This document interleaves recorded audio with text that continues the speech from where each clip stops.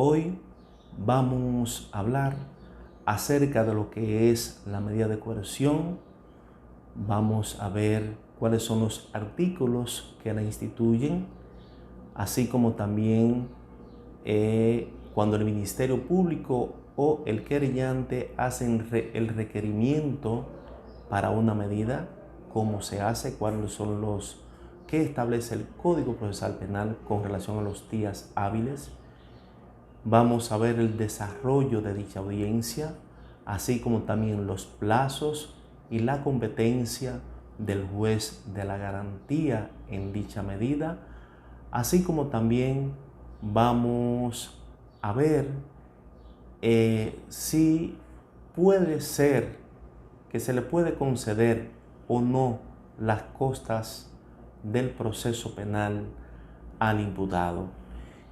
Vamos a ver las pruebas aportadas por el órgano acusador, qué tienen que llevar o qué tienen que tener dichas pruebas. Vamos a ver el principio de legalidad, el debido proceso de ley dentro de lo que es la medida de coerción.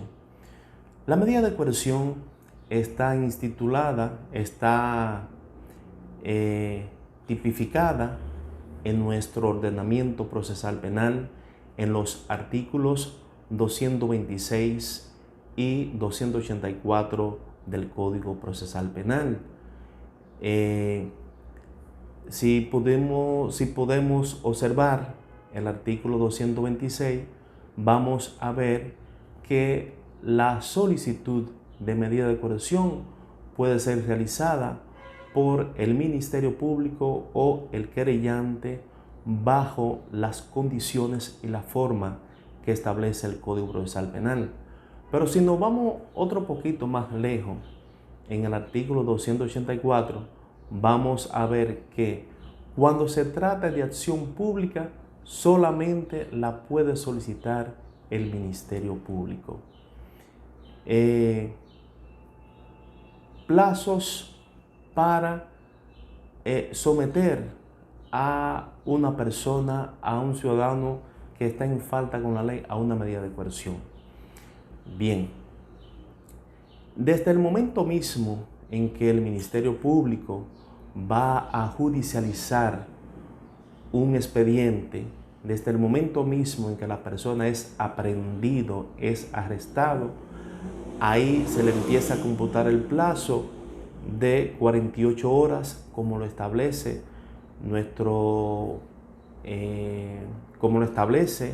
el artículo 225 en su parte infine, que el Ministerio Público tiene un plazo de 48 horas para someter al imputado. Entonces lo que se hace es, cuando se va a judicializar ese caso, entonces el Ministerio Público le hace un requerimiento al juez para apoderarlo de dicho caso. Entonces, luego del requerimiento de medida de coerción, el juez lo que hace es que convoca a las partes en el proceso penal. Después que convoca a las partes del proceso penal, en el desarrollo de la audiencia, entonces la audiencia tiene que ser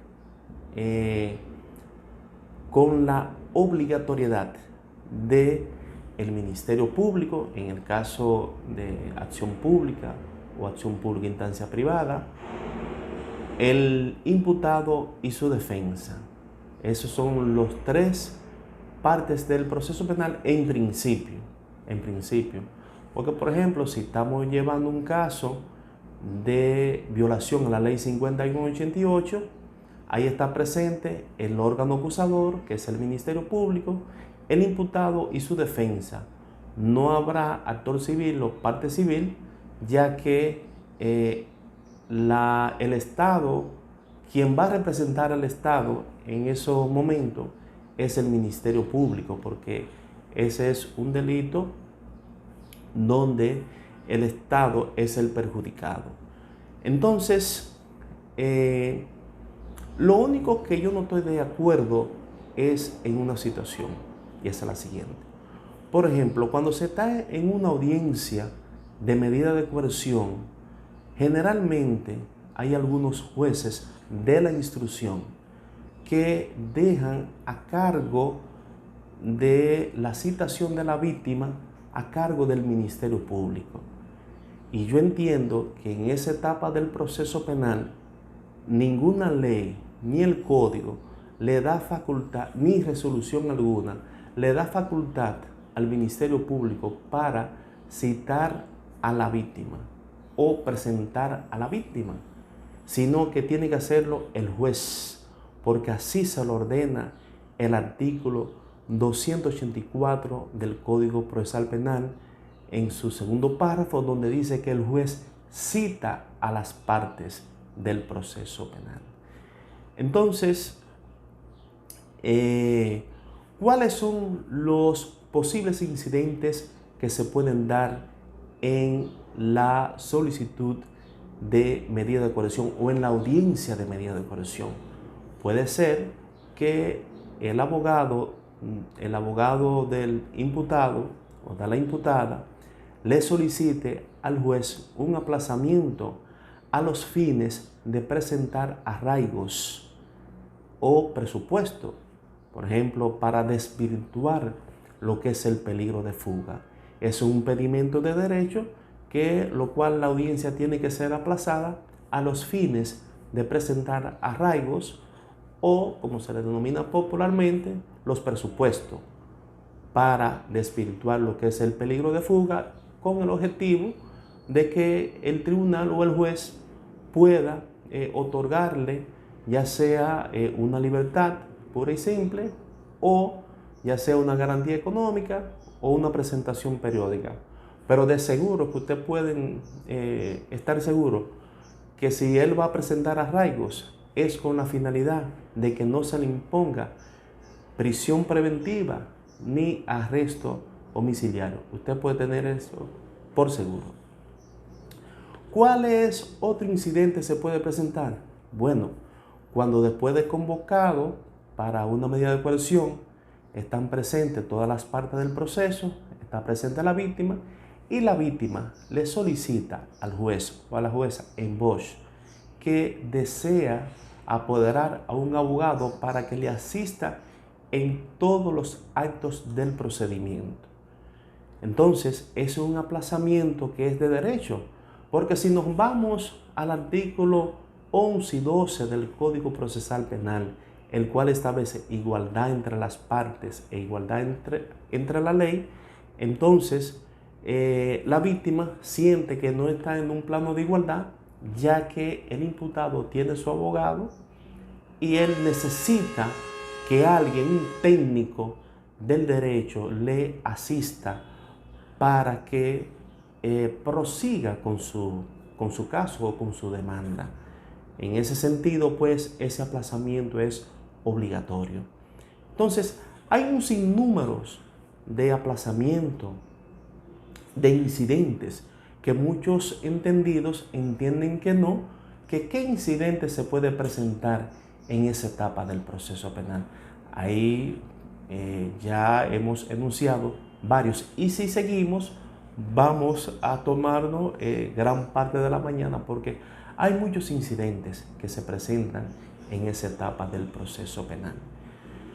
Entonces, las pruebas aportadas.